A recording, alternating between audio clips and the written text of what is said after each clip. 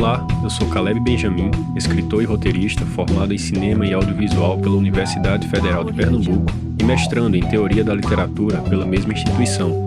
Quero convidar vocês a assistirem ao curso Postagem da Literatura ao Roteiro, Diálogos Possíveis, incentivado pela Lei Aldir Blanc Lab 2. Desde que eu me lembro, eu sempre quis ser roteirista. Assim que eu decidi entrar nessa profissão, a primeira coisa que eu fiz foi ler o maior número de manuais possíveis. Eu queria tentar entender como contar uma história, do que uma história era feita, como ir do ponto A para o ponto B. E de fato, eles me ensinaram muitas coisas. No entanto, eu não sabia por quê. Eu tinha as ferramentas, mas eu não sabia como elas funcionavam.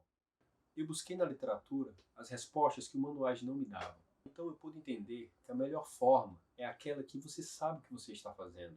É aquela que você tem os instrumentos e você sabe usá-los. E compor a história que você quer, seja uma narrativa clássica, seja uma narrativa moderna. É isso que eu proponho aqui. Tentar compartilhar com vocês um pouco do caminho que eu trilhei como estudante de literatura para me tornar um profissional melhor. E entender pelo menos aquilo que eu estava fazendo e como eu estava fazendo. E entender como os filmes funcionam. Se você ainda não está convencido, eu posso pelo menos te dar algumas razões de por que estudar literatura e como os estudos da literatura podem contribuir para o estudante de roteiro. Uma contribuição seria nos ajudar a entender que o roteiro em si é uma forma mimética.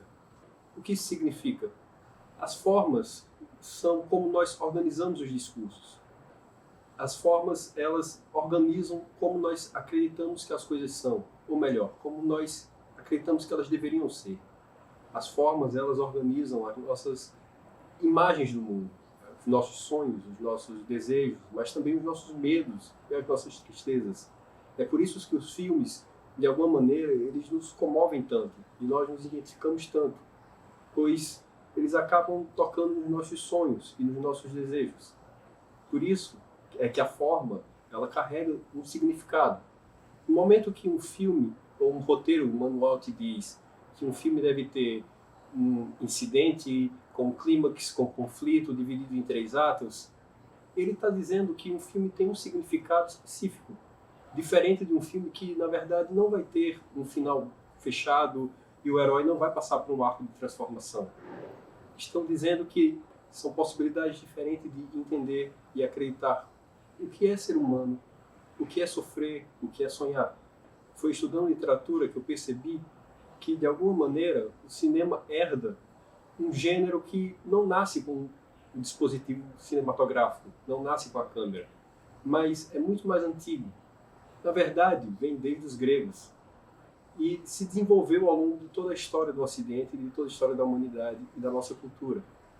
No momento que isso se desenvolve, que esse gênero vai mudando, também muda, na verdade, quem nós somos e como nós acreditamos que nós somos enquanto seres humanos, enquanto sociedade.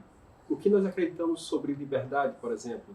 No momento que nós vamos mudando, a forma que nós contamos histórias também muda.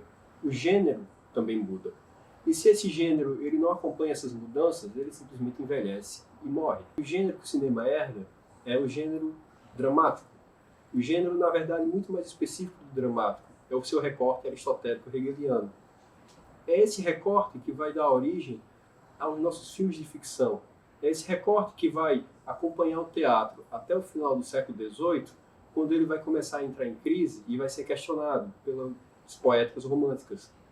E esse recorte, no momento em que o teatro começa a se divorciar dele e passa a ganhar autonomia, o cinema vai abraçá-lo e vai encontrar lá um terreno fértil para se desenvolver, basicamente em 2 formas narrativas muito específicas. Aquilo que nós conhecemos como narrativa clássica e uma narrativa moderna.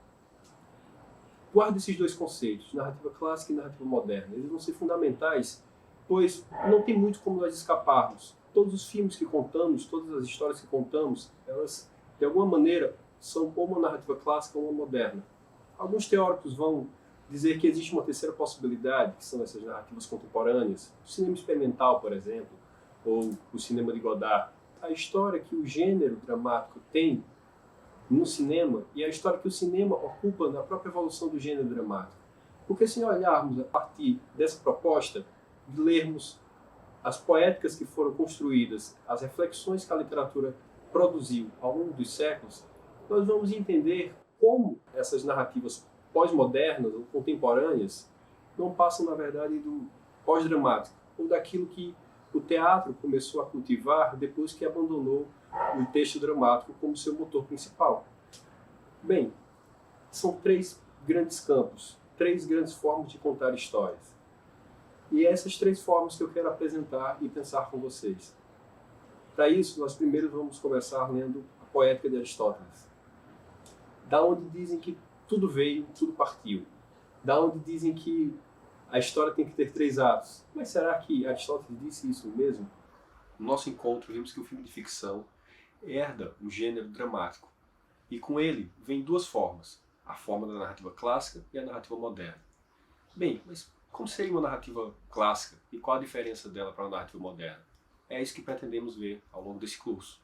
Mas, por ora, imagine, por exemplo, filmes como Central do Brasil, uma narrativa bem delineada com um arco de personagem, aquele personagem que quer algo e vai tentar realizar os seus objetivos enfrentando os conflitos.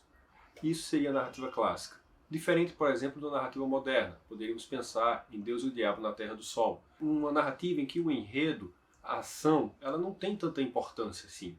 O conflito, por vezes, parece que ele vai diminuindo e dando lugar a outros elementos, como, por exemplo, a performance dos atores, a quebra da quarta parede, alguns dos elementos que vamos conversar ao longo das aulas.